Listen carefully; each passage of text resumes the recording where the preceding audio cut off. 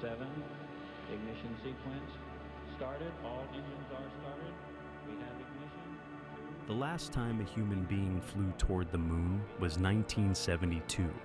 Richard Nixon was president. Pink Floyd had just released Dark Side of the Moon, and no one imagined it would be more than half a century before it happened again. April 1st, 2026. 4 people left Earth's orbit for the first time in 54 years. This is Artemis II. Artemis II is not just a flight, it's a test. A dress rehearsal before the landing. 4 astronauts aboard the Orion spacecraft will loop around the moon and come home. No landing, but a record. In the Apollo era, 12 people walked on the moon. All men, all American. The last human footprint on the lunar surface was left on December 11th, 1972. Then, silence. 54 years of silence. And then, they flew. Humanity's next great... Good roll pitch. Before we talk about the rocket and the trajectory, you need to know who's flying, because on this mission, every single person represents a first.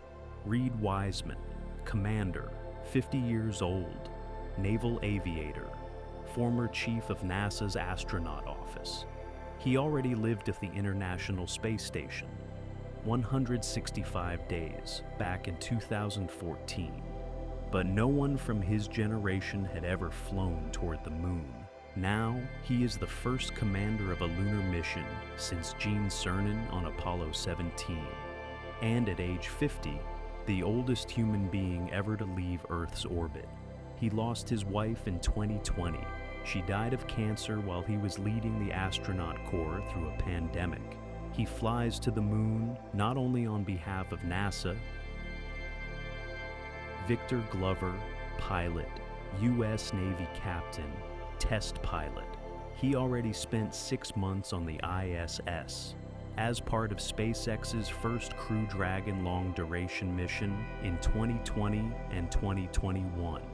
That mission made him the first black astronaut to live on the ISS for an extended stay. Now, he becomes the first person of color to reach the vicinity of the moon. During the mission, he'll say simply, "We want this mission to belong to everyone." Christina Koch, mission specialist, electrical engineer, NASA astronaut since 2013. In 2019 and 2020, she spent 328 consecutive days on the ISS, a record for any woman in spaceflight history. She was part of the first all-female spacewalk, and now, the first woman to travel near the moon. When asked what she felt about it, she said, "I think about all the girls looking up at the sky." Jeremy Hansen, mission specialist, colonel, CF-18 fighter pilot, Canadian Space Agency. This is his first space flight, ever. Not a single day in orbit before this, and straight to the moon. For Canada, a historic moment. His country became only the second nation in history to send an astronaut on a lunar mission. 4 people, 4 firsts. Now, let's talk about the spacecraft carrying them there. The spacecraft is called Orion. This particular capsule's name is Integrity. On the outside, it looks like Apollo. On the inside, it's a different world. Orion is twice as spacious as Apollo, but calling it comfortable would be a stretch. 4 people, a space roughly the size of a large minivan.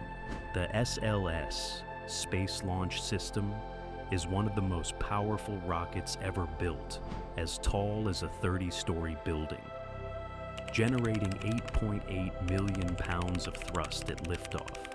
That's more thrust than the Saturn V that sent Apollo 11 to the moon. April Fool's Day. Some journalists joked that the launch date was a prank. NASA wasn't joking. The mission profile is surgically precise. Day 1, systems check out in high Earth orbit. The crew takes manual control and practices proximity maneuvers, a rehearsal for future docking operations. Day 2, the main engine, the European service module, ignites, and Orion heads for the moon, 4 days of travel, then the flyby. Closest approach to the moon, about 4,000 miles, maximum distance from Earth, 252,756 miles, new human spaceflight distance record, farther than anyone in history. Apollo 13 had held that record for 56 years. But before this launch was possible, NASA spent years walking a razor's edge, and some people said this flight should not happen. After Artemis I, engineers cracked open the heat shield and found something they didn't expect. The ablation pattern was uneven. In some areas, deeper than it should have been. The shield hadn't failed, but it had deviated from predicted behavior. The issue was the AV coat material, the ablative coating that burns off during re-entry, carrying heat away from the capsule. It was supposed to burn evenly. It didn't. Air was permeating the material structure, creating pockets. Those pockets burned differently. Not a catastrophe, but a question. Is it safe enough for humans? In January 2026, NASA made the call, fly. Analysis showed the capsule would hold. The underlying structure of Orion would remain intact, even under conditions exceeding those expected at re-entry. But not everyone agreed. Some engineers continued to object, right up until launch day. There's another risk that rarely gets discussed openly. On the ISS, if something goes wrong, there's a Soyuz, a lifeboat. Within hours, the crew is home. Near the moon, there is no lifeboat. If Orion suffers a critical failure out there, the crew is on their own. The only options, fix it themselves, or don't come back. Within the first few hours, minor glitches. The toilet and water dispenser needed manual adjustment. For the crew, standard troubleshooting. For the people on Earth watching the live stream, a nervous moment. Both systems came online. The mission continued. On day 4, they tested manual spacecraft handling in deep space. 41 minutes of maneuvers, evaluating 2 different thruster control modes. This wasn't just a test. It was a rehearsal for what Artemis III will require. Docking with a lunar landing module in lunar orbit. A docking failure there means no moon landing. Flight Day 6, April 6th. Orion enters the moon's sphere of gravitational influence. From this point on, lunar gravity is stronger than Earth's. There are stars, an unreal view. The moon in the foreground is one of the darkest things we see out the window. And now, deep space behind it is kind of dark blue, like it looks from Earth, but we can also still see stars. At 4:02 p.m. Eastern, Orion passed behind the moon. No signal, no voice, nothing.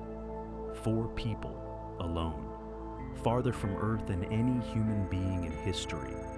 252,756 miles. A new record for humankind. And then, the sun disappeared.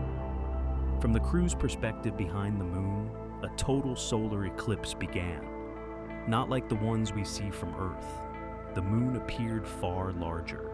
The sun's corona blazed in full view. Meteoroids struck the lunar surface. The crew saw the flashes of impact with their own eyes. Signal restored. They are coming home. On their last morning in space, Mission Control woke the crew with a song, Lonesome Drifter by Charlie Crockett. Nobody was quite sure who picked it, but it fit.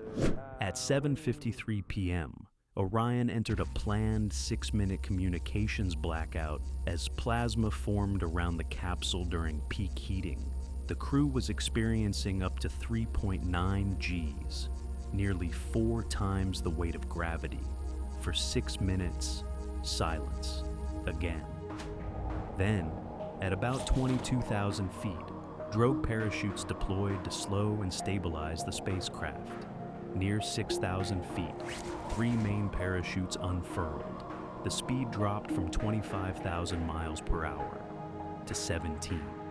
Mission control in Houston erupted in cheers and applause, and then the radio crackled. Commander Reed Wiseman's voice, calm as ever. Journey. We are stable 1, 4 green crew members.